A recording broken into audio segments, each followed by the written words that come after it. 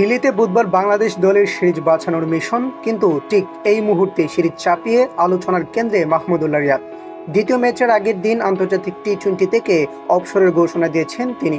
মঙ্গলবার ম্যাচ পরবর্তী সংবাদ সম্মেলনে এসে মাহমুদুল্লাহ ঘোষণা দেন, ভারতের বিপক্ষে সিরিজের তৃতীয় ম্যাচ খেলেই আন্তর্জাতিক টি-20-র ইতি টানবেন তিনি। মাহমুদুল্লাহর এমন সিদ্ধান্ত হুট করেই নয়, ভারতে আসার আগেই অভিজ্ঞ অলরাউন্ডার অবসরের সিদ্ধান্ত নিয়ে এসেছিলেন। হ্যাঁ, আমি টি-20 ক্রিকেট থেকে অবসর নিচ্ছি, এই সিরিজের শেষ ম্যাচ খেলে। আসলে এখানে আসার আগে সিদ্ধান্ত নিয়েছিলাম। আমি আমার পরিবারের সঙ্গে কথা বলেছি, আমার কোচ এবং অধিনায়কের সঙ্গে কথা হয়েছে, আমি বোর্ড সভাপতিকেও জানিয়েছি টি-20 থেকে অবসর নিচ্ছি। ক্যারিয়ারে তার কোনো আক্ষেপ আছে কি না জানতে চাইলে মাহমুদুল্লাহ বলেন, না, আমার কোনো আক্ষেপ নেই। অনেকদিন ধরেই ফর্ম ফিটনেস নিয়ে সমালোচিত হচ্ছেন মাহমুদুল্লাহ রিয়াদ। গত টি-20 বিশ্বকাপে দলকে ডুবিয়েছে।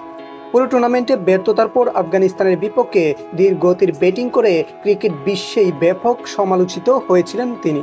অমন বাজে পারফরমেন্সের পরেও ভারত সিরিজের দলে তাকে দেখে বিস্ময় প্রকাশ করেছিলেন অনেকে। চলতি বছর বিশ্বকাপে অভিজ্ঞ ক্রিকেটার হয়েও দায়িত্ব নিয়ে খেলতে পারেননি। 2024 সালে এখনও পর্যন্ত মাহমুদুল্লাহ 18টি টি-20 ম্যাচ খেলেছেন, 2 ম্যাচে 50 করেছেন।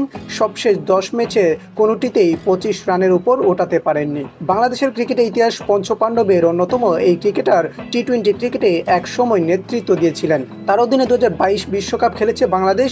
ওই বিশ্বকাপে চরম হতাশা উপহার দেন আনসাং হিরো খ্যাত মাহমুদুল্লাহ। বিশ্বকাপের বাজে পারফরমেন্সের খেসারত দিয়ে অধিনায়কত্ব হারানোর পাশাপাশি দল থেকে বাদও পড়েন। পরে কঠোর অনুশীলন করে দলে ফিরলেও পারফরমেন্সের উন্নতি ঘটাতে পারেননি। এই ফরম্যাটে মাহমুদুল্লাহ 139 ম্যাচে 23.48 করে 2395 রান করেছেন। স্ট্রাইক রেট 117.4, বল হাতে নিয়েছেন 40 উইকেট। বাংলাদেশ এখনও পর্যন্ত খেলেছেন 117 টি-20। মাহমুদুল্লাহ মাঠে ছিলেন অধিকাংশ ম্যাচেই। এর আগে জিম্বাবুয়ের বিপক্ষে টেস্ট সিরিজ চলাকালে টেস্ট সিরিজে বিদায় বলে দিয়েছিলেন তিনি। হারারা টেস্টে 150 রানের ইনিংস খেলে নিজের টেস্ট ক্যারিয়ারের ইতি টেনেছেন। হুট করে অভিমানে টেস্ট ক্রিকেটকে বিদায় বলার পর প্রবল সমালোচনার মুখেও পড়েছিলেন। আজ টি-20কেও বিদায় বললেন তিনি। তবে মাহমুদুল্লাহ ওয়ানডে ফর্মেট চালিয়ে যাবেন। আগামী বছর পাকিস্তানে অনুষ্ঠিতব্য চ্যাম্পিয়ন্স ট্রফি খেলে ওয়ানডেকেও হয়তো বিদায় জানাবেন তিনি।